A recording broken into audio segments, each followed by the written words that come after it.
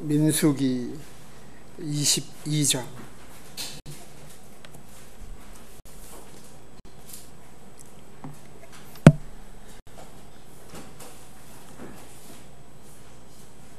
민수기 22장, 23장, 24장은 한 사건의 이야기를 계속하고 있기 때문에 오늘 이 세 장을 보도록 하겠습니다. 몇 절도 우리가 보는데 긴장을 하는데 세 장이나 되는 성경을 보는데 얼마나 긴장을 해야 될까? 심히 기쁩니다. 우리가 긴장을 하고 사는 일이 학생들은 좀 긴장을 하고 사는 일이 좀 많이 있겠어요. 그러나 하나님 때문에 긴장하는 일이 별로 없잖아요. 오늘 이 말씀을 우리가 듣기 위해서 긴장하는 일은 여러분의 건강에도 매우 좋으리라 생각을 합니다. 대신에 여러분 저를 알죠? 여러분에게 미움받지 않으려고 애를 쓰고 있습니다. 그러니까 여러분들 긴장을 좀 푸시고 같이 말씀을 보도록 하겠습니다. 이스라엘 자손이 앞으로 나아가 여리고 옆 요르단 이편 모압 평지에 진을 치니라. 지금 민수기는 우리들에게 이스라엘 백성이 광야에서 어떤 이 경로를 가지고 그들의 광야 생활을 하고 있는지를 잘 얘기하고 있습니다. 그래서 지금 22장부터 얘기하고자 하는 어떤 사건이 있는데 우선 그들이 어떻게 지금 광야 생활에 진행을 하고 있는지를 우리에게 먼저 알려줍니다. 저쪽 그 광야 지역으로부터 쭉 지금 이스라엘 백성이 점점 하나님의 그러한 의도 아래 있던 가나안 땅을 가기 위해서 점점 접근해 가고 있습니다. 그래서 광야 생활의 어려운 지역들 또 이 지역까지 오기 전까지 이스라엘 백성은 처음으로 광야에서 아주 전투다운 전투를 하면서 진행을 하고 있습니다. 평야에 가까이 왔다는 건 뭐예요? 굉장히 지금 분위기가 좀 좋은 거 아니겠어요? 그동안에는 그 황량한 그런 들판, 사막 이런 곳에서 주로 생활을 하고 또 힘든 싸움도 하고 그랬는데 지금은 평야에 왔다. 굉장히 지금 그 상황이 좋은 거라는 걸 우리가 알 수가 있습니다. 그러나 이게 이스라엘 백성의 땅이거나 그런 건 아니기 때문에 백성들도 긴장하고 또 이미 모압 평야에 살고 있는 그런 사람들도 굉장히 이 문제에 대해서 신경이 곤두세워졌을 건 뻔합니다. 그래서 2절에 보니까 십볼의 아들 발락이 이스라엘이 아모리 족속에게 행한 모든 것을 보았더라. 모압이 백성을 심히 두려워하였으니, 이 백성이라 이스라엘 백성을 말하는 겁니다. 두려워하였으니 이는 그들이 많기 때문이더라. 얼마나 많았냐면 대략 많으면 한 200만, 적으면 한 150만 이런 정도 되는 사람들이 일제히 움직이는데 두려워 안 할 사람이 있겠어요? 더군다나 옛날 거의 한 4,000년? 이런 정도의 이야기인데 150만에서 200만이 움직였다면 대단한 겁니다. 그래서 그들이 많기 때문에 두려워했다. 모압이 이스라엘 자손으로 인하여 고민하여 미디안의 장로들에게 이르되, 지금 모압을 얘기하는데 미디안 지역의 사람 이름이 지역이 나옵니다. 원래 미디안은 아라비아 반도 쪽에서 좀 건너편에 살았어요. 이게 한참 지금 모압 평야에 비하면 한참 남쪽에 원래 거주를 하고 있었어요. 근데 아마 점점 이 미디안 족속이 뭔가 먹고 사는 것을 위해서 유목민들이니까 점점 이제 먹고 살기 좋은 쪽으로 좀 이동을 하면서 아마 모압 족속하고 같이 그냥 살았다라고 볼 수 있습니다. 그래서 지금은 미디안이다 모압이다 굳이 구분될 게 없이 지금 한 어떤 그 뜻으로 살아가는 그런 것들을 볼 수 있습니다. 그래서 미디안 장로들과 모압 이 장로들이 이제 함께 나중에 어떤 그 길을 가게 되는 것도 소개되고 있습니다. 아무튼 미디안 장로들에게 이르되 이제 소가 들의 풀을 핥아 먹듯이 이 무리가 우리 주변의 모든 것을 핥아 먹으리라 하였더라. 그때 십볼의 아들 발락이 모압 족속의 왕이었더라. 당연히 백성들을 위해서는 왕이 신경을 더 많이 쓰겠죠. 그래서 이제 이 왕이 발락이라고 하는 이 왕이 지금 이 상황을 지금 이제 어떻게 처리할까를 고민하게 됩니다. 그러므로 그가 부올의 아들 발람에게 사자를 보내되 자기 백성의 자손들의 땅에 속한 강 옆에 부돌로 보내어 그를 부르게 하고 이르되 보라 이집트에서 나온 한 백성이 있는데 보라 그들이 지면을 덮고 내 맞은편에 거하노라. 지금 아직 여기서 말하는 부올에 사는 발람에게 사람은 안 보낸 거예요. 지금 발락은 지금 자기의 어떤 생각을 사람들에게, 장로들에게, 백성들에게 지금 이 얘기하는 겁니다. 이 상황에서 자기가 들어보니까 부돌에 사는 발람이라는 사람이 대단히 신통한 사람이라는 걸 알고 있어요. 근데 바로 강 옆이라고 얘기했는데 사실은 물론 두 가지 설이 있기는 합니다만은 이 부돌이라고 하는 것은 그게 더 설이 강한데 저쪽 메소포타미아 지역에 있는 어떤 지역이에요. 상당히 떨어져 있는 것이거든요. 지금 모압 평야에서는. 그러나 이게 바로 옆에서 사는 것처럼 이 발람에 대한 소문을 익히 알고 있는 거예요. 그 당시에는 천하에서 유명한 그런 신통한 사람이었어요. 우리도 신통한 사람들 많죠. 우리가 정말 예수를 안 믿었다면 우리가 조금 어려운 일 생기면 신통한 사람 찾아가게 돼 있어요. 이게 사람의 본성이에요. 누군가에게 그거를 좀 의지하고 싶은 그런 거죠. 그래서 여러분들이 그런 거에 익숙하면 아무리 먼 곳에 있는 신통한 사람이라도 가깝게 느껴지고 찾아가. 또 아니면 그 사람 보고 오라 하든지. 이런 것이 자연스럽게 나타나는 겁니다. 이런 것까지 얘기하면 너무 길으니까 그냥 끝내고. 어쨌든 지금 발락은 발람의 소문을 익히 알고 있고 발람에게 좀 구원을 요청하려고 지금 생각을 얘기하고 있습니다. 내게는 계속 발락이 이야기합니다. 내게는 그들이 너무 강하니 이스라엘 백성이 너무 강하니 그러므로 이제 원하건대 와서 나를 위해 이 백성을 저주하라. 그러니까 발락의 초청을 받아서 모압 땅에 와가지고 이스라엘 백성을 저주해달라. 이렇게 얘기하고 싶단 말이죠. 혹시 그래서 내가 우세하면 발람이 우세하면 우리가 그들을 쳐서 이 땅에서 몰아내리라. 그대가 축복하는 자는 복을 받고 여기서 그대는 발람을 얘기하는 겁니다.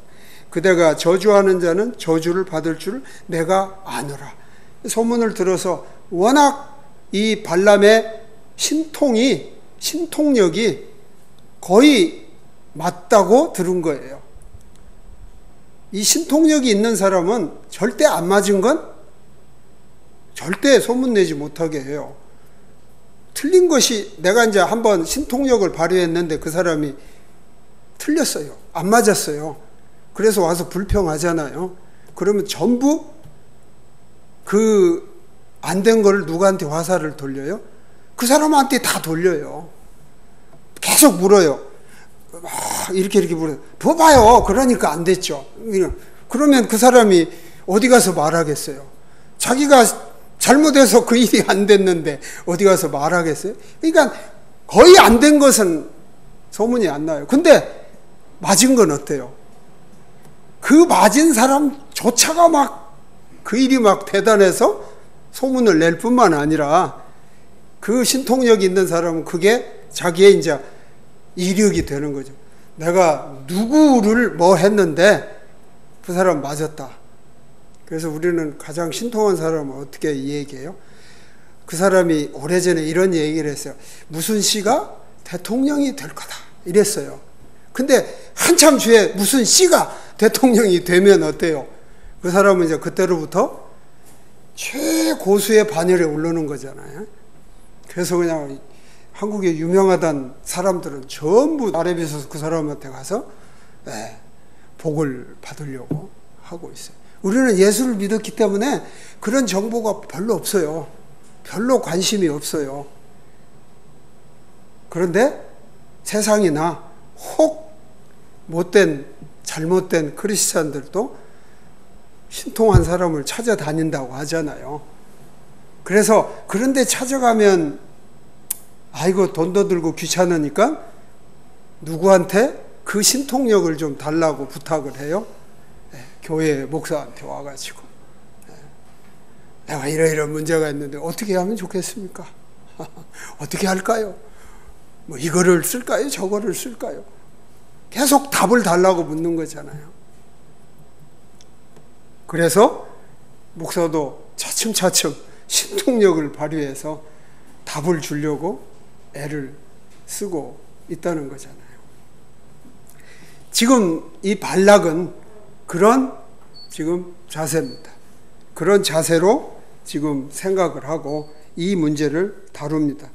그래서 7절에 보면 모압의 장로들과 미디안의 장로들이 점치는 대가를 손에 들고, 제가 지금 이게 신통력이라는 얘기를 감히 할 수 있는 거는 7절에서 이미 이 사람들이 발락을 찾아가는데 무엇을 지금 하러 가는 거예요? 점치러 간다고 나와 있어요. 근데 발람이 점을 치는 사람이 아닌데 그 사람이 점치는 사람으로 소문 났을 리가 있어요? 그러니까 발람은 점도 안 치고 아무것도 안 하고 그냥 하나님만 믿고 있는 사람인데 사람들이 그 사람에게 점친다고 얘기할 수 있느냐고요. 아니죠. 그가 점을 쳤고 그 점을 친 것으로 그 당시에는 천하에서 가장 신통하다고 소문이 났기 때문에 뭐 당연히 점을 친다고 하면서 점을 치려면 그냥 가면 안 되죠. 그러면은 점도 봐주지 않을 뿐만 아니라 점 치는 사람이, 점을 보러 오는 사람이 뭘 가지고 오는가에 가장 관심이 많아요. 그런 신통력은 있어요. 아, 저 사람이 돈은 좀 있겠다. 돈이 없겠다. 그럼 거기에 따라서 점괘가 달라지는 거예요. 제가 왜 이렇게 잘 알죠? 이런 얘기를. 참 이상해. 수상히 여기지 마십시오. 끊은 지 오래일 뿐만 아니라 지금은 관심도 없습니다. 근데 한 번도 쳐본 적은 없고요. 저희 그 주변에서 이런 얘기를 하고 또 이 얘기를 해줘서 들은 것이 그렇습니다. 영화도 나왔잖아요. 그런 영화도 있잖아요. 그런 영화가 조금 그 과한 것도 있겠지만 그래도 어느 부분은 사실이라는 걸 우리가 알 수 있는 거기 때문에 어쨌든 점을 치러 가는 자가 점을 치는 대가로 여기에 손을 들고 가는 겁니다. 손에다가 잔뜩 그걸 들고 떠나서 발람에게 이르러 발락의 말을 그에게 전하매 발람이 그들에게 이르되 이 밤을 여기에서 지내라. 자, 발람은 이제 지금 이 이야기에 굉장히 그 내용을 우리가 좀 잘 설명 듣고 이해하지 않으면 발람은 하나님께 자기의 어떤 것들을 얘기해요. 하나님 어떻게 할까요? 하나님이 찾아오셔서 발람에게 이렇게 하라 얘기하고 그래요. 기본적으로 생각하면 아, 발람이 자기의 삶을 하나님께 드려서 모든 일을 하나님께 이렇게 묻고 그렇게 하는구나 이렇게 생각하기 쉬워요. 그러나 이 발람의 이야기는 비록 그런 것들이 우리에게 틀림없이 보이는 거지만 발람은 그런 사람은 아니에요. 점을 치는 사람이에요. 점을 치는 사람이에요. 단순하게 말하면 그는 그 점을 치는데 누구를 이용하느냐면 하나님을 이용하는 사람이에요. 자, 이렇게 말하면 지금 언뜻 보기에는 발람 같은 사람 우리에게는 없어요. 발람 같은 이 지금 성경에서 말하는 이런 사람. 그러나 이렇게 표현하면 우리 주변에 꽤 많은 사람을 우리가 볼 수 있지 않을까 싶어요. 하나님을 이용해서 뭔가를 하려고 하는 사람. 이건 많죠. 뭐 그냥 내가 전적으로 그런 사람은 아니지만 신앙이 어렸을 때 하나님을 잘 몰랐을 때 그런 거 있었던 것 같아요. 하나님을 이용해서 내가 뭐를 하려는 이런 태도들이. 그런 관점에서 보면 이 이야기는 어찌 보면 우리들의 이야기일 수도 있고 우리가 지금 신앙생활 하는데 매우 잘 새겨야 되는 그런 이야기다 하는 것을 먼저 가이드라인을 제가 드리고 이 상황의 이야기를 해보겠어요. 왜냐하면 한 가지 발람이 한 행위에서 우리는 지적할 수 있습니다. 지금 그들이 와서 뭐를 얘기했죠? 지금 이스라엘 백성이 오고 있어요. 그래서 이스라엘 백성이 지금 오니까 발락은 두려워서 그들을 저주해달라고 말하고 그래서 저주해주고 그런 사이에 발락이 어떻게 해보려고 지금의 상황으로는 도저히 대적이 안 되니까 그래서 이제 발람에게 그걸 부탁을 했어요. 그럼 발람이 그 얘기를 좀 들었잖아요. 들으면 발람이 딱 알죠. 그렇게 신통한 사람이 안테나를 높이 세우고 살기 때문에 또한 천하의 정보를 다 들어요. 신통한 사람이 정보도 없이 자기 어떤 점괘를 보는 사람은 없어요. 그 사람들이 제일 많이 보는 게 시사, TV, 왜 세상이 이렇게 돌아가는 걸 훤하게 알고 있어야 돼요. 정치가 어떻게 돌아가고 경제가 어떻게 그래야 이 얘기를 해줄 수가 있어요. 그래서 제 짐작에 틀림없이 발람은 지금 광야에서 움직이고 있는 이스라엘 백성의 모든 그 상황을 알고 있어요. 모압의 왕이 지금 겁을 먹고 있는 거는 자기 그 남쪽으로 있는 족속들 대단히 강해요. 모압을 아마 와서 치고 그럴 수도 있었어요. 그런 족속들을 아주 간단하게 물리치고 지금 자기 옆에까지 온 거거든요. 그러니까 그거 다 들었어요. 왕이 들었는데 그 신통한 사람이 못 들었을게요? 그러면 자기가 하나님의 종이거나 또는 대언자거나 이런 사람이면 이스라엘 백성을 저주해달라는데 얘기 들을 것도 없지 않아요? 사탄아 물러나라 하고는 두 번 다시 쳐다보지도 않았겠죠. 근데 뭐예요? 좀 쉬어. 하루 쉬어보셔. 물론 이게 하면 안 된다는 것 알 거라고 생각합니다. 그러나 그의 목적은 그런 일이 아니에요. 점을 치는 자이기 때문에 뭐가 목적이에요? 물질이 목적이에요. 점 치고 대가를 받는 것이 자기한테는 최고의 목표예요. 그러려면 이런 중차대한 문제를 가지고 자기에게 오면 어때요? 이제 값은 천정부지로 올라가는 거 아니에요? 그렇죠? 다른 사람이 아닌 왕이 그걸 보냈으니까 적어도 발람은 그런 꾀는 있는 거예요. 그래서 지금 어떻게 다뤄가느냐 하면 하나님의 어떤 그런 그 능력하고 지금 이 모압 왕 이하 백성들이 가진 그 두려움 이거를 최대한으로 살려서 자기의 점괘를 그렇죠 잘 해야 되고 거기에 충분한 대가를 받아야 되는 거예요.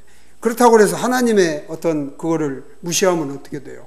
이용할 수가 없잖아요. 그러니까 최대한으로 자기는 중간에 서서 이 값을 최대치로 올릴 때까지 무슨 일인가를 할 거라 생각을 하는 거죠. 그래서 보니까 그 밤에 여기서 묵도록 하는 겁니다. 주께서 내게 말씀하시는 대로 내가 너희에게 다시 말을 전하리라 하니 모압의 통치자들이 발람과 함께 머무니라. 이들은 발람의 어떤 그 히든 카드를 전혀 볼 수가 없어요. 그래서 발람이 잘 안내하잖아요. 완곡하게. 그래서 그것을 따라서 머뭅니다.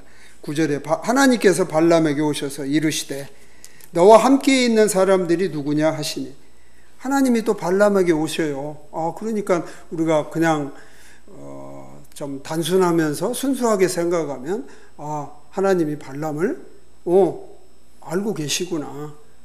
그리고 두 사람의 관계는 매우 긴밀한 것처럼 느껴질 수 있어요. 근데 발람에게 와가지고 그 사람들은 누구냐고 묻습니다. 하나님이 모르실까요? 하나님은 아세요.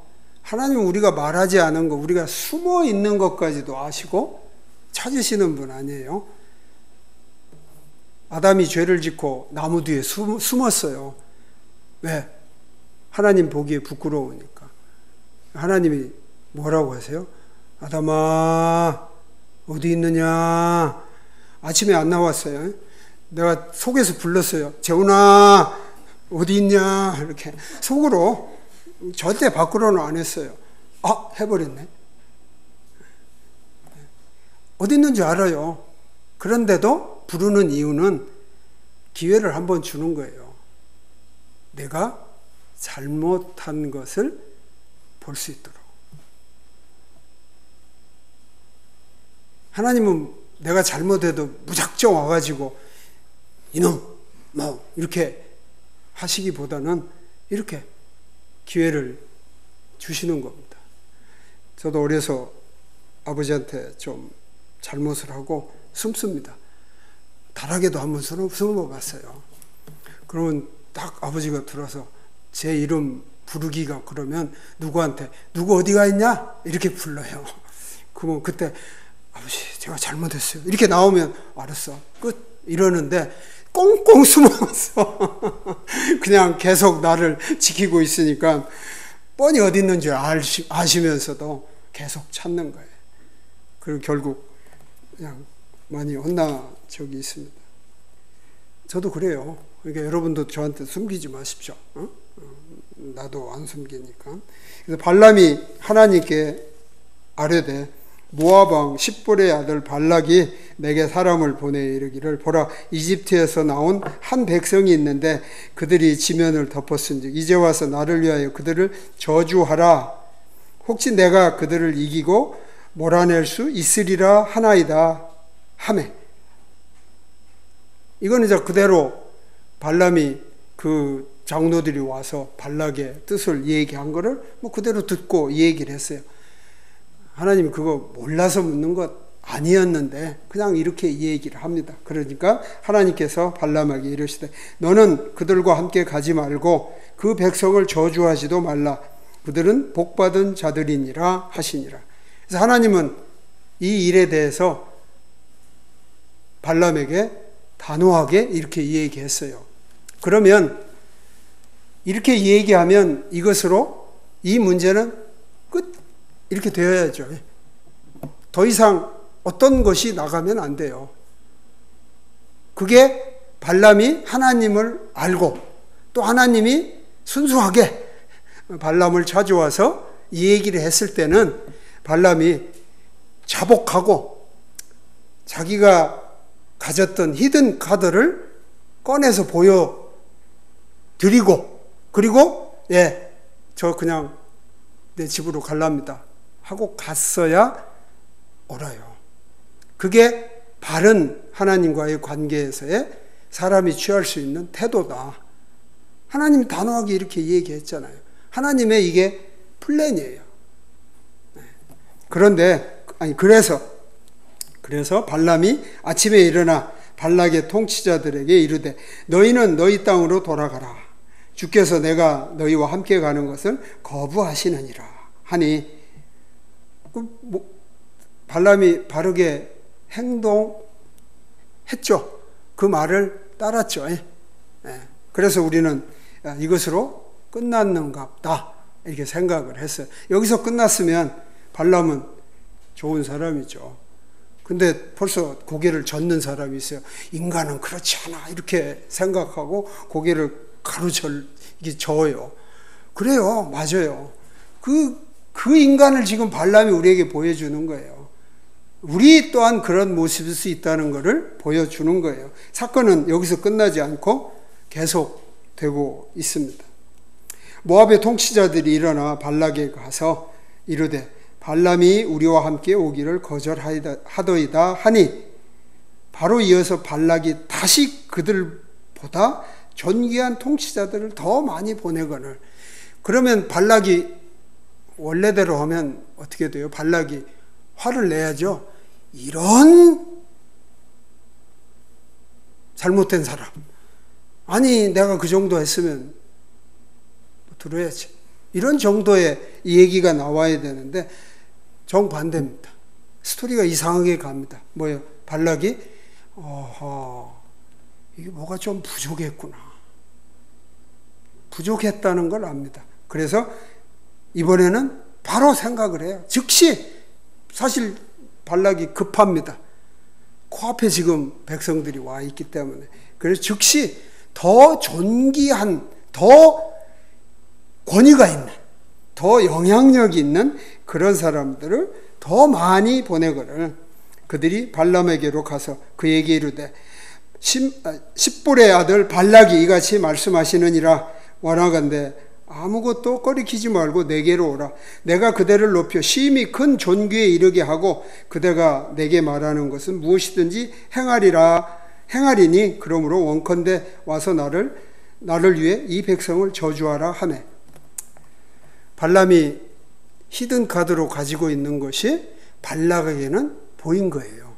그러니까 더 많은 것을 가지고 올 뿐만 아니라 뭐까지 더해서 가져요? 네 앞으로의 생애를 보장하겠다는 거예요.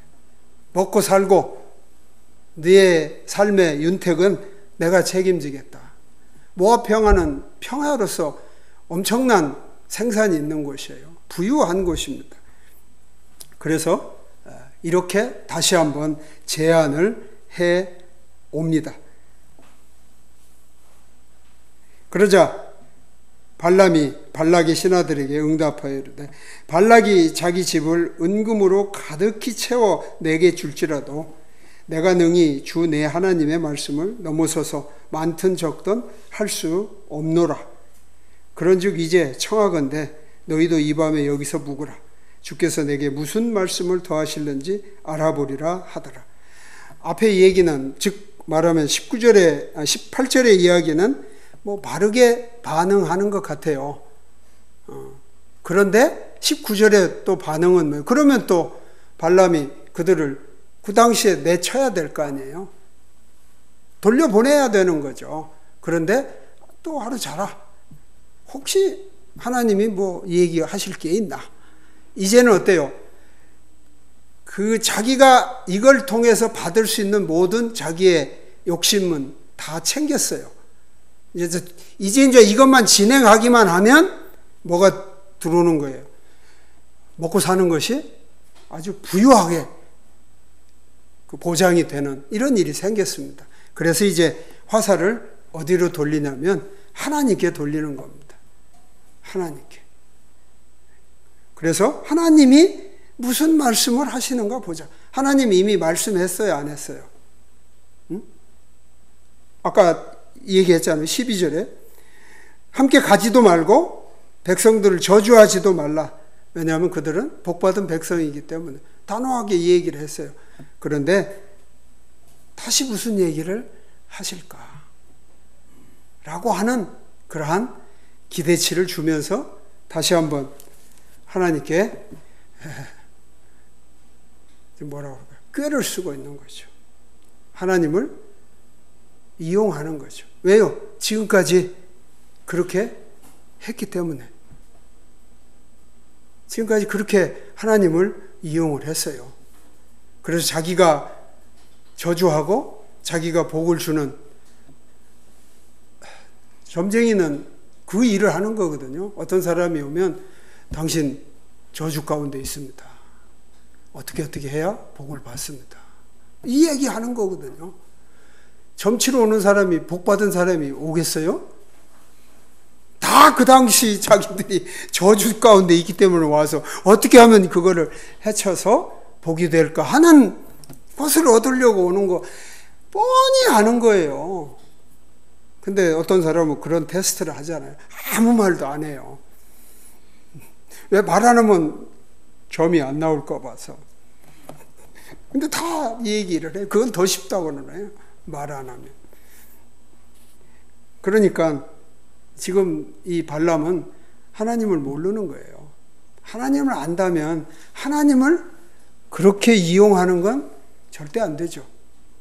하나님은 절대 사람들에게 이용당하실 분이 아닙니다.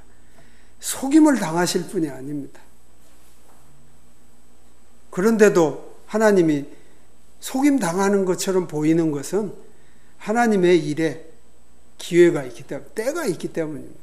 지금 발람에게는 이게 때입니다. 지금까지는 잘 해 쳐먹었어요. 지금은 안 된다는 거죠.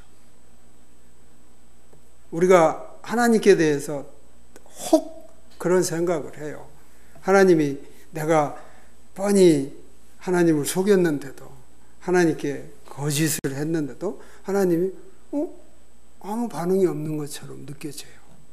그래서 하나님을 속이는 일을 그냥 전혀 어떤 의식 없이 할 수 있어요. 하나님이 정한 때 분명히 그러한 것들을 다루실 그때가 있어요. 정 안 되면 마지막 심판의 때라도 하나님은 그걸 반드시 다루신다는 거죠. 지금 발람에게는 그 기회가 지금 도래하는 겁니다.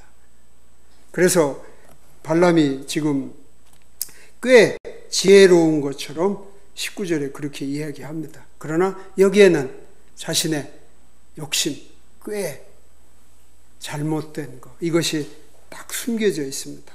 주께서 내게 무슨 말을 더하실지 알아보리라.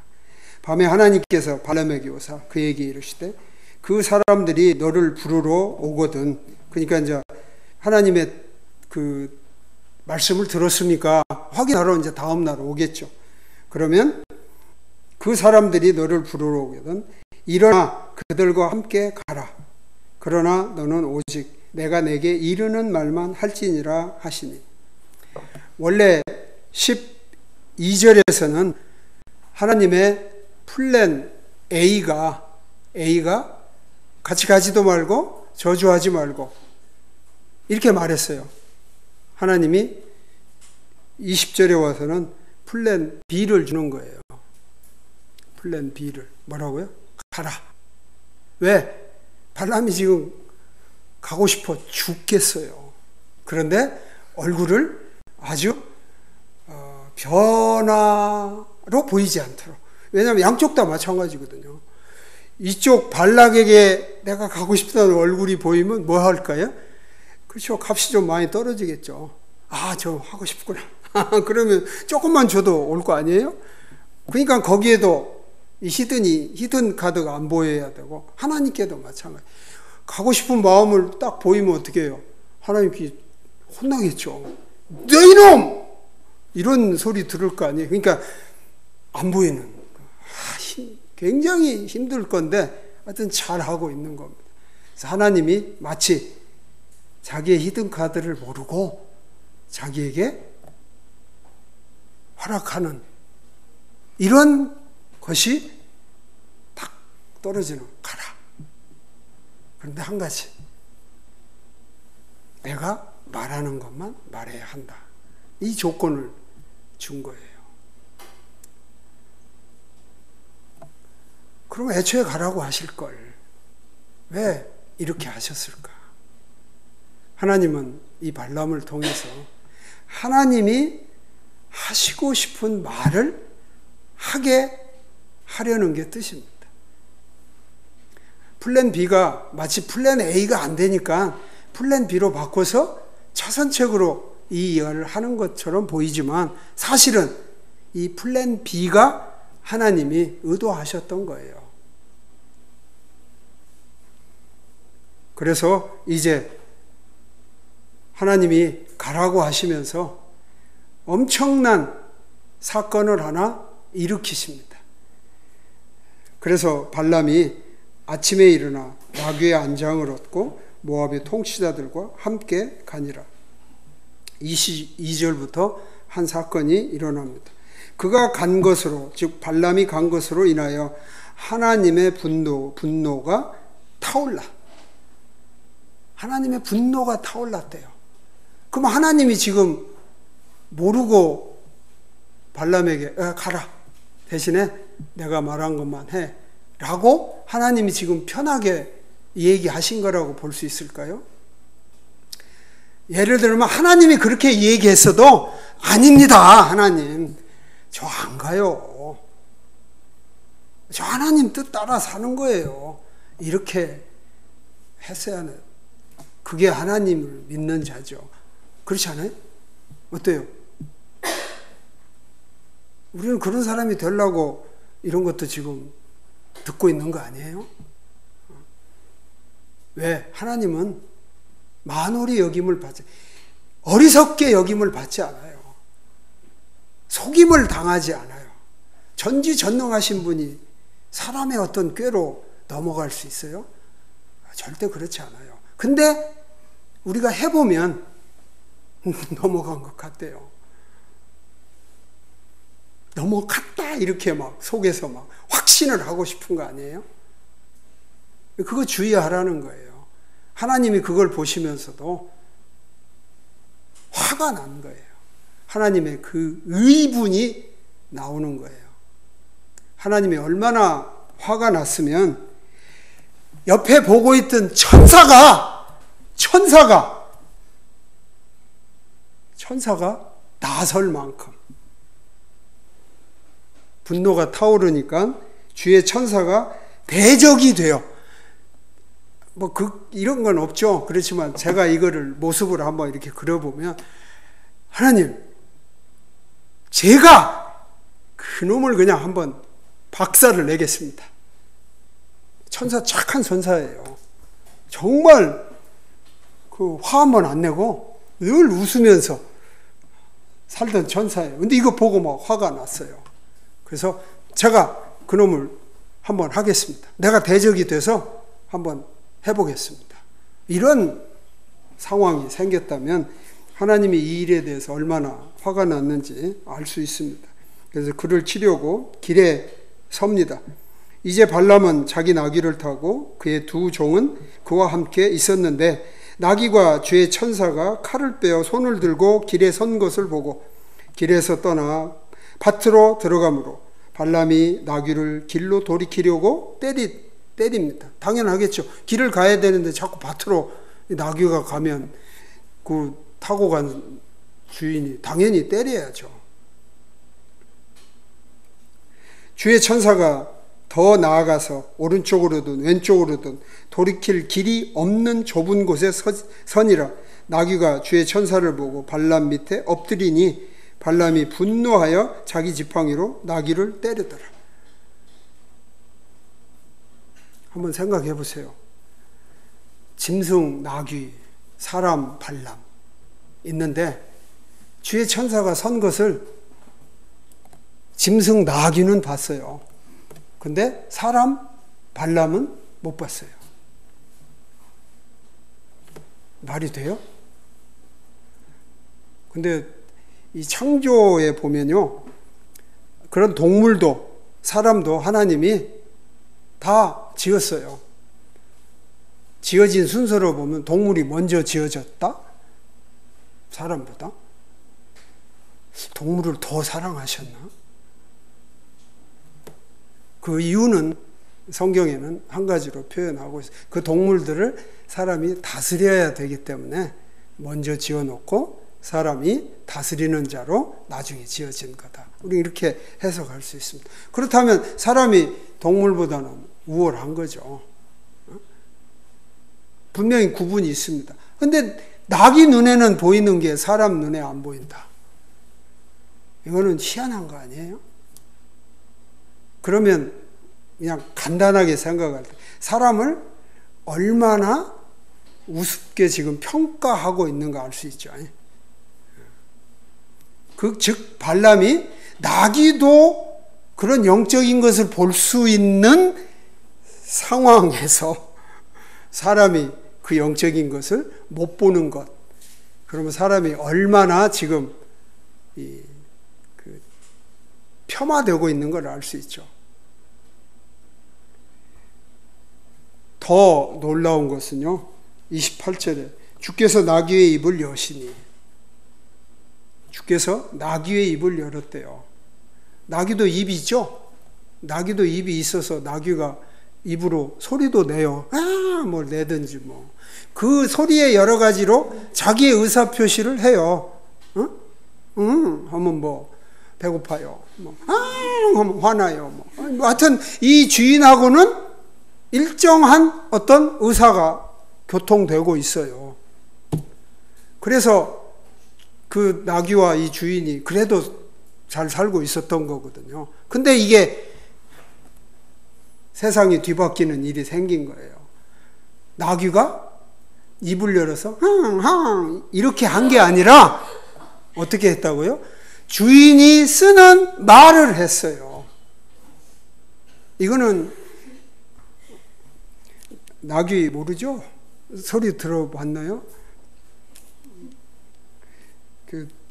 가끔 손주를 이렇게 화상으로 보면 요즘에 이제 그 둘째 녀석이 짐승 소리를 좀 식별을 하는가 봐요. 그래서 뭐 하면 뭐 소리를 하여튼 내요. 근데 어쨌든 구분을 하더라고. 내가 들으면 비슷비슷한데 그래도 하여튼 구분을 나름대로 하는 것 같아요. 그래서 야 해주는 거죠. 그런 게 아니고 여기서는 나귀가 주인하고 또릿또릿한 주인이 쓰는 말로 얘기를 하는 거예요. 나귀가 발람에게 이르되 내가 주인에게 무슨 일을 하였기에 주인이 나를 이같이 3번이나 때리시나이까? 하매 발람이 나귀가 말을 하네? 이런 거 전혀 의식 없어요. 그냥 나귀가 말하니까 그냥 상황이 그렇게 되는 걸로 받아들여서 발람이 나귀에게 이르되 네가 나를 조롱하였기 때문이니 내 손에 칼이 있으더라면 이제 너를 죽였으리라. 그냥 이 얘기를 해요. 나귀가 이 주인하고 지금 동등하게 지금 이 얘기를 하는 거예요. 이거는 지금 이 주인인 사람이 동물처럼 됐다는 얘기하고 똑같아요. 그렇게 지금 대접받고 있는 거예요. 그래서 나귀가 발람에게 또 말합니다. 나는 주인의 소유가 된 이후로 이날까지 주인께서 타시던 주인의 나귀가 아니니까 내가 지금까지 주인에게 이와 같이 행하는 버릇이 있었나이까? 하매 주인이 또 말하기를 없었느니라 하니라. 그러니까 이 지금 발람은 완전히 콧바트리고 있는 거 아니에요? 정말 할 말이 없는 그런 처지에 있음을 말하고 있는 거예요. 하나님이 이 일을 하면서 발람에게 무엇을 하나 암시를 하느냐면 나귀도 내가 그 입을 열어 말을 주는 자니라. 너 발람 내 말 반드시 해야 돼. 이걸 암시하는 거예요. 발람이 지금 같은 이런 과정으로 보면 하나님이 그에게 이런 말 하라 했을 때 그 말대로 했을까요? 안 했을까요? 이런 하나님의 역사를 통해서 하나님의 뜻을 보여주지 않으면 저는 자기 하고 싶은 대로 했다고 봐요. 자기 하고 싶은 대로가 뭐였죠? 하나님께도 그럴듯하게 보이고 뭐예요? 이 발락 모압 사람들에게도 계속 표정 관리하면서 계속 자기에게 점을 통해서 지배 당하도록 그렇게 계속 할 수 있는 사람이라고 분명히 알 수 있습니다. 이미 하나님이 이런 사건 이전에 발람에게 나타났던 것만 해도 발람은 충분히 하나님의 어떤 분인가 알고 있어요. 근데 결코 자기의 꾀나 욕심을 포기하지 않는 거죠. 그래서 이런 엄청난 일, 나귀조차도 하나님이 입을 열어서 사람의 말을 할 수 있게 하는 그 하나님의 능력을 발람에게 지금 보이는 겁니다. 그런 일이 있고 31절에 그때 주께서 발람의 눈을 여시매. 그동안에는 못 봤어요. 왜요? 하나님이 눈을 열어주지 않아서. 여기서 우리가 한 가지 교훈만 가질 필요가 있어요. 이 성경 공부할 때 여러분들이 해와야 하는 의무가 뭐죠? 오늘 공부할 거 한번 읽고 오는 거죠. 내가 한 번 읽으라고 그래, 한 번 읽으라고 그래, 딱 한 번 읽고 오는 게 아니고, 그냥 우리가 보통 얘기할 때 한 번 읽고 와. 그러면 내가 알 수 있는 때까지 읽어 오는 거 아니에요? 그런 의미죠. 한 번이라는 게 어떻게 보면 올, 뭐 그런 것도 한 번이라고 얘기할 수 있는. 그때 그냥 글로 읽지 마시고 하나님이요, 성령님이요, 제 눈을 열어서 제가 지금 읽은 말씀을 볼 수 있게 해주세요. 이렇게 한번 읽고 오시기를 바랍니다. 하나님이 열어주지 않으면 하나님의 것은 우리가 보기가 어렵습니다. 그래서 지금 발람의 눈을 여시매 그가 주의 천사가 칼을 빼어 손에 들고 길에 선 것을 보고는 머리를 숙이고 얼굴을 대고 납작 엎드리니라. 이 사실을 보고 엎드리지 않을 사람은 없어요. 당연히 발람이 하는 일이 특별한 행위는 아니에요. 당연히 누구나 이러한 경지에서는 이렇게 할 수밖에 없습니다. 그래서 주의 천사가 그에게 이르되 내가 어찌하여 내 나귀를 이같이 3번이나 때렸느냐. 보라, 내 길이 내 앞에서 삐뚤어졌으므로, 지금 얘기하잖아요. 내 길이 내 앞에서, 주님 앞에서 삐뚤어졌으므로 내가 너를 막으려고 나왔는데, 발람이 지금 가는 길이 삐뚤어진 거예요. 하나님은 이걸 알고 있는 거예요. 그래서 가지 않으면 되는데 갔으니까 하나님은 뭐를 선택하는 거라고요? 플랜 B. 가지 않는 게 플랜 A예요. 이거를 넘어버렸으니까 그 다음에 플랜 B로 막고자 하는 거예요. 그 플랜 B가 뭐예요? 이런 내용을 통해서 아까 얘기했잖아요. 20절에 뭐라고요? 오직 내가 내게 이르는 말만 해라. 이거거든요. 그거를 분명히 행케 하기 위해서 이 엄청난 사건을 천사와 나귀와 발람을 통해서 지금 하나님이 일으키신 것입니다. 그래서 그거를 지금 발람이 확실히 봤어요. 나귀가 나를 보고 이같이 3번 돌이켜 내 앞에서 피하였느니라. 만일 나귀가 돌이켜 나를 피하지 아니하였더라면 분명히 내가 벌써 너를 죽이고 나귀는 살렸으리라 하매 발람이 주의 천사에게 이르되 당신이 나를 막으려고 길에 서신 줄을 알지 못하였으므로 내가 죄를 지었나이다. 왜 천사가 앞에 서서 자기를 가로막고 있는 것을 못 봤다고요? 죄 때문에. 자기 죄 때문에. 그래서 이미 발람은 자기가 지금 이렇게 하는 행위가 죄라는 것을 알고 있어요. 하면 안 된다는 거 알고 있어요.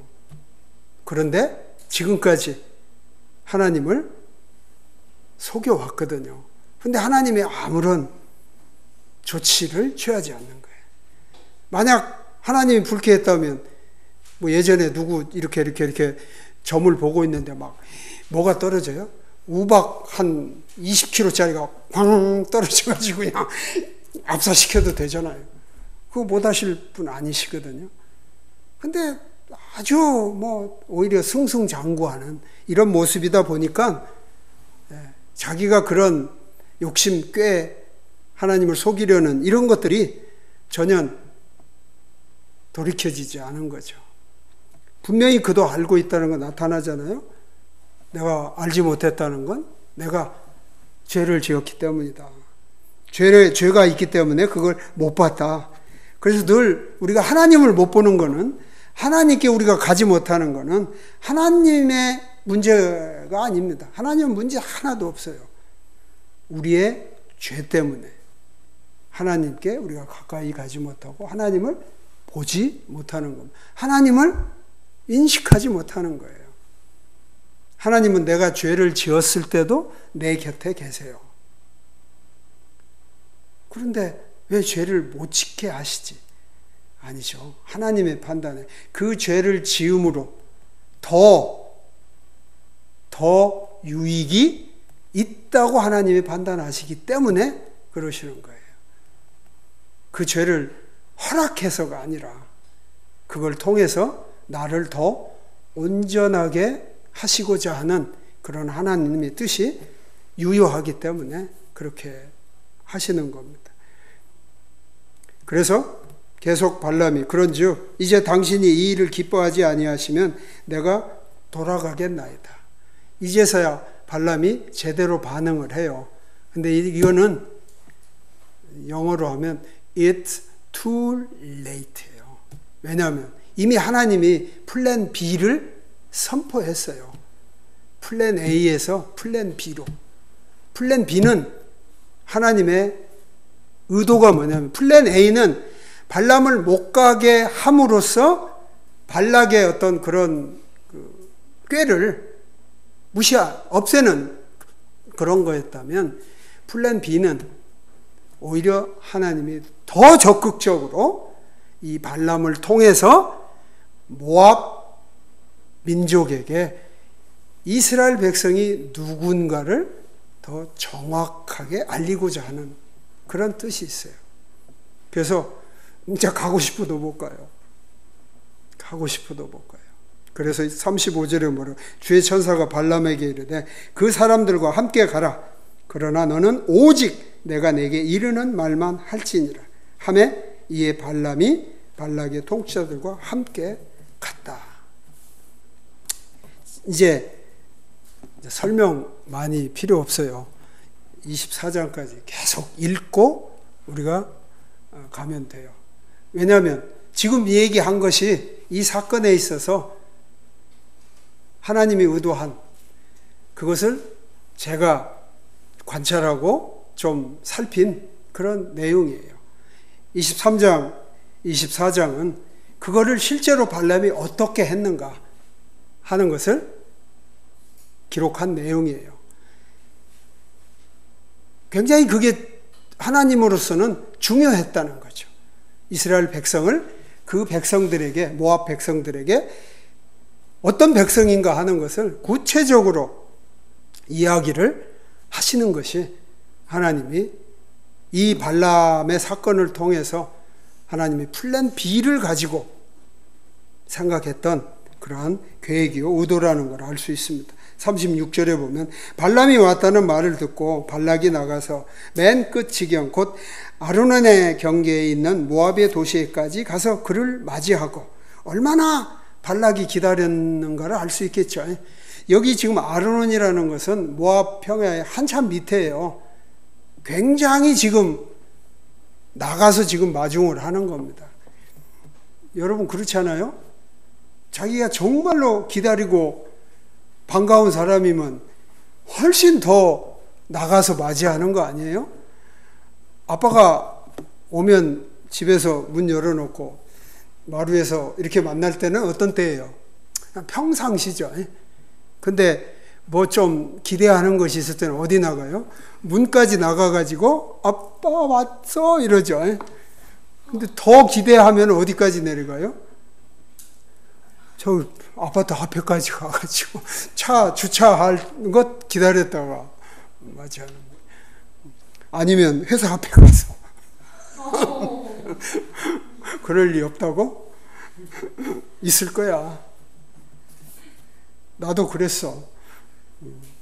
어려서 아빠가 워낙 보고 싶으면 회사 정문 앞에 기다려 봤어. 아빠는 싫어했지만. 나는 기뻤어. 좀 더 일찍 볼 수 있어서.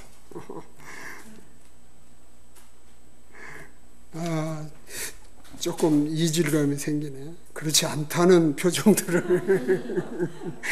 우리 시대는 그랬나? 예.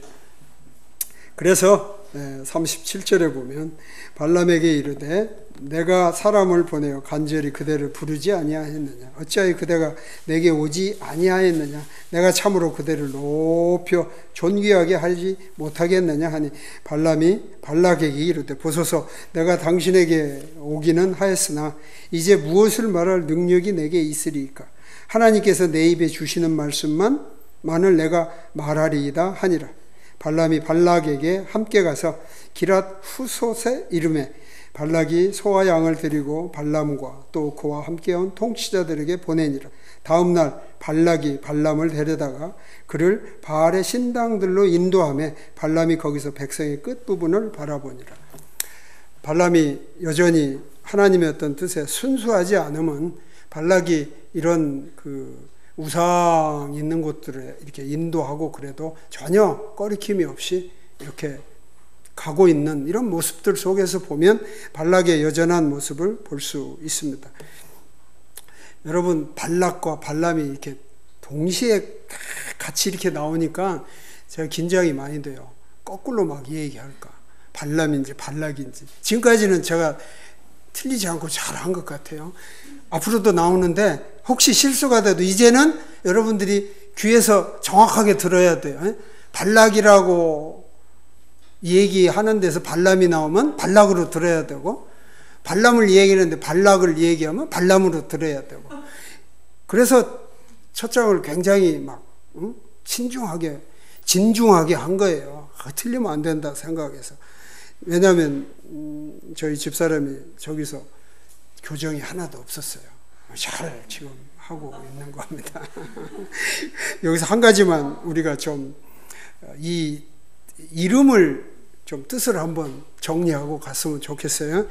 발락이라는 말은요, 황폐하게 하는 자 또는 황폐한 자 뭐 이런 뜻이에요.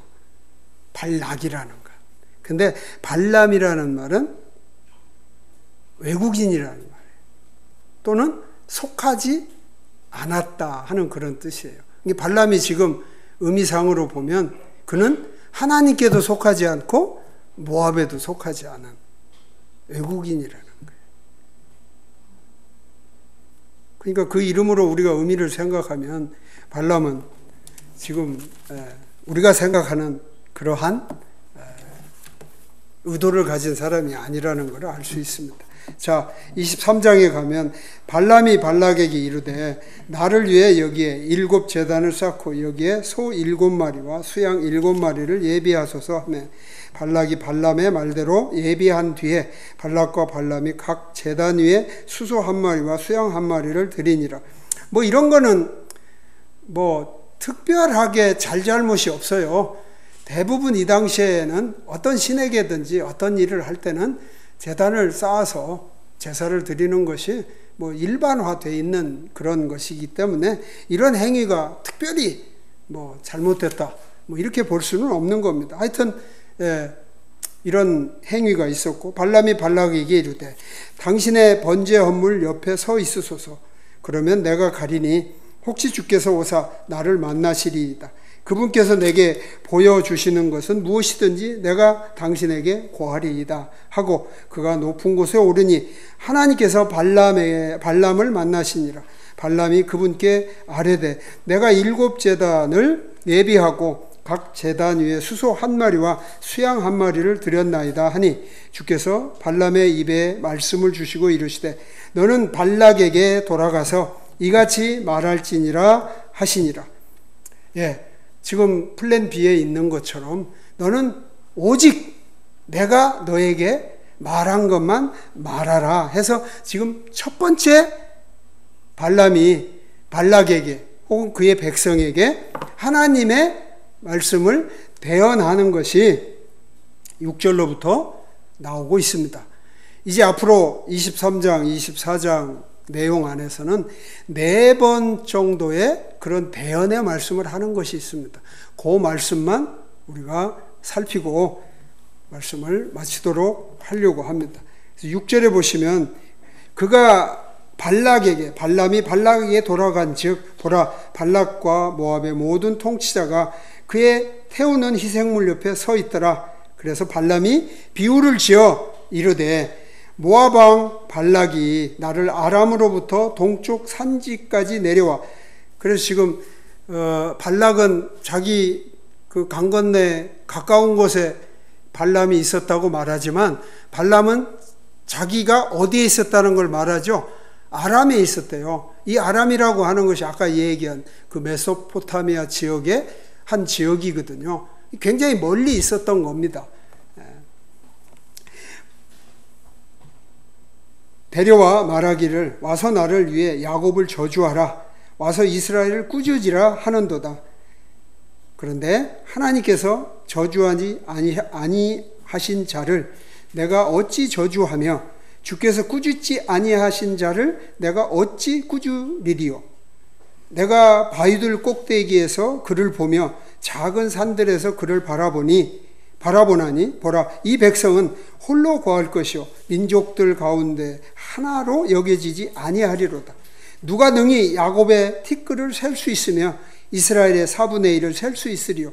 나는 의로운 자의 죽음으로 죽기를 원하며 나의 마지막이 그의 마지막과 같이 같기를 바라노라. 그래서 하나님이 이 이스라엘 백성에 대해서 이렇게 표현하도록 했어요. 이스라엘 백성은 당연히 모압을 거쳐서 가나안 땅을 가야 됩니다. 그러면 모압 사람들은 당연히 이스라엘 백성을 그렇게 하도록 내어줘야 됩니다. 모압과는 전쟁을 하지 않습니다. 무엇 때문에? 지금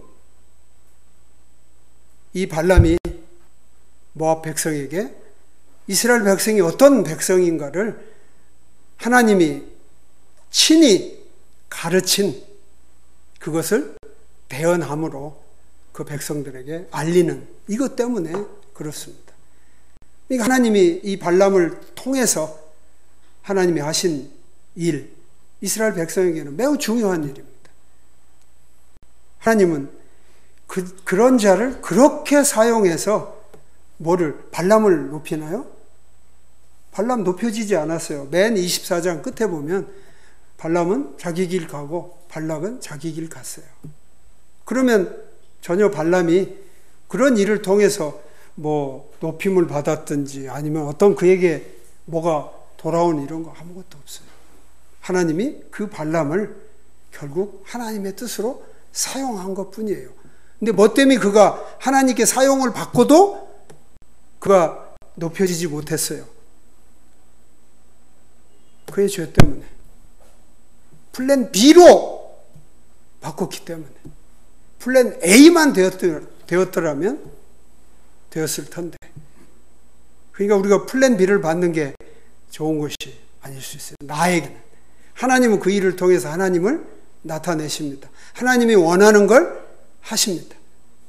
그러나 사용받은 자, 쓰임받은 자는 아무것도 유익이 없는 이런 일이 될 수 있다는 게 발람 사건에서 우리가 갖는 것입니다. 그 다음에 두 번째 이야기는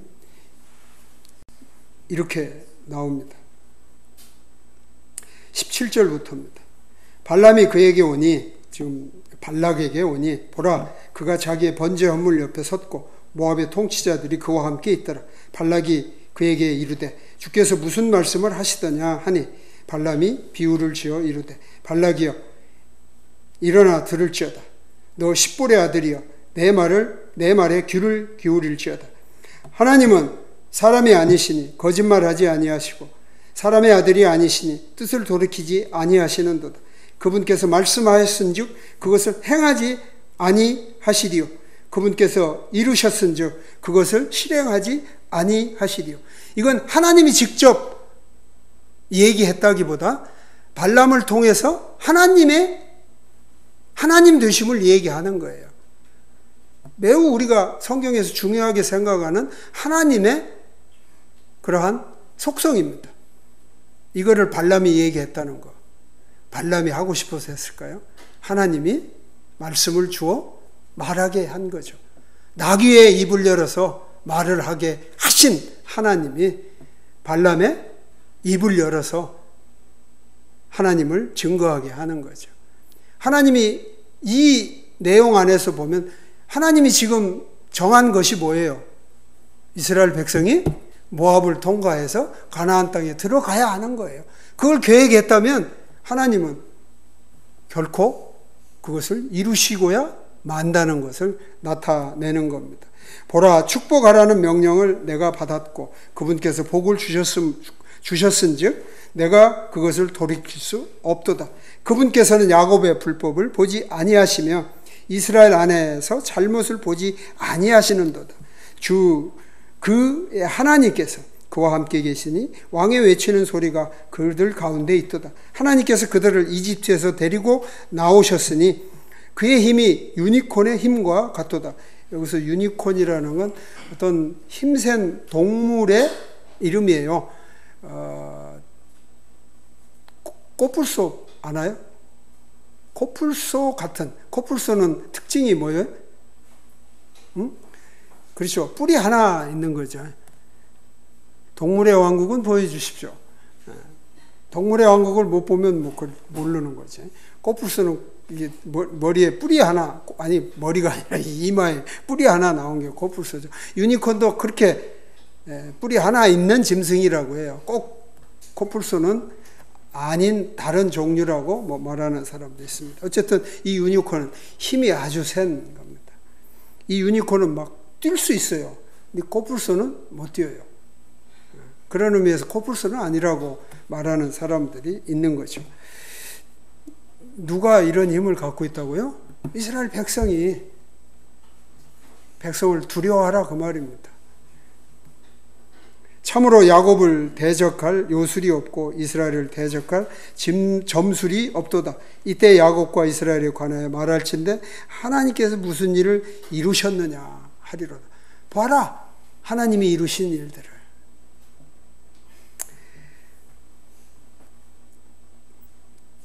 또 세 번째 이 일이 일어납니다. 이렇게 저주하라고 그랬더니 오히려 이 백성이 복받은 일을 얘기하니까 발락은 계속 불쾌한 거죠. 그래서 이리저리 막 방법을 써면서 이렇게 하면 좀 제대로 말할까. 이래서 계속 환경을 바꾸면서 계속 말하라고 지금 하고 있는 거예요. 세 번째도 이렇게 나옵니다. 7절부터 보면 그가 자기의 물통에서 물을 부으며 그 씨가 많은 물가에 있으리라. 6절도 봐야 될 것 같으네요. 5절부터 봅시다. 죄송합니다. 오 야곱이여 내 장막들이 얼마나 좋은가. 오 이스라엘이여 내 장막들이 얼마나 좋은가. 그들이 골짜기같이 퍼지고 강가의 동산 같으며 주께서 심으신 알로에 나무 같고 물가의 백항목 같도다.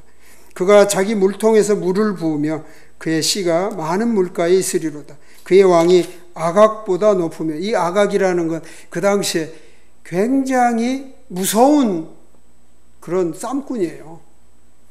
굉장히 힘이 강하고. 근데 그런 것과 비교가 안 되는 거죠. 그의 왕국이 높여지리로다. 하나님께서 그를 이집트에서 데리고 나오셨으니 그의 힘이 유니콘의 힘과 같도다. 그가 자기 원수 민족들을 삼키고 그들의 뼈를 꺾으며 자기 화살로 그들을 꿰뚫으리로다. 그가 사자같이 큰 사자같이 꿇어앉고 누웠으니 누가 그의 활을 도도디요. 너를 축복하는 자는 복을 받을 것이요 너를 저주하는 자는 저주를 받을지로다 하니라. 세 번째 대언하는 내용에도 이스라엘이 하나님으로부터 얼마나 보호받고 인도받고 또 하나님의 능력이 그 민족에게 있는지를 나타냅니다. 네 번째 마지막으로 발람이 대언하는 내용이 있습니다. 그건 15절부터 보시면 그가 비유를 지어 말하되 이르되 이건 발람이 비유를 지어 이르되 부올의 아들 발람이 말하며 눈이 얼린 자가 말하고 하나님의 말씀들을 들은 자가 말하며 지극히 높으신 이의 지식을 안 자 전능자의 환상을 본 자 무의식 상태에서도 자기 눈을 뜬 자가 말하노라. 발람이 자기를 표현할 때 이런 상태까지 되었다 하는 것을 말합니다. 그리고 내가 그를 볼 터이나 지금 보지 아니하며 내가 그를 바라볼 터이나 가까이에서 보지 아니하리로다. 야곱에게서 한 별이 나오며 이스라엘에게서 한 홀이 일어나 모압의 구석구석을 치고 셋의 모든 자녀들을 멸하리로다. 그래서 결국 모압을 차지하게 됩니다. 그래서 이 모압 그리고 아모리 족속 있는 요단 동편에 있는 이 지역을 이제 이스라엘의 12지파 중에 3개의 지파가 이곳에 거하게 됩니다. 한 지파는 반 지파만 거기에 거하게 되는 루벤, 문하세, 갓 지파가 이 지역들에 거주하게 됩니다. 이런 것들이 이러한 하나님의 역사로 말미암아서 아주 그 소유를 쉽게 차지하는 것을 볼 수 있습니다. 그리고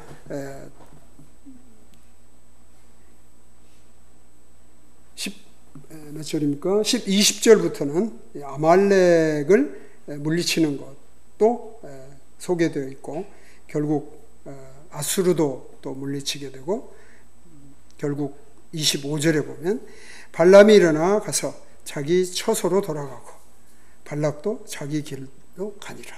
그래서 오직 이 일에는 누구만 존재한다는 하나님만 있게 되는 이런 일이 하나님에 의해서 됐다고 하는 것을 알 수 있습니다.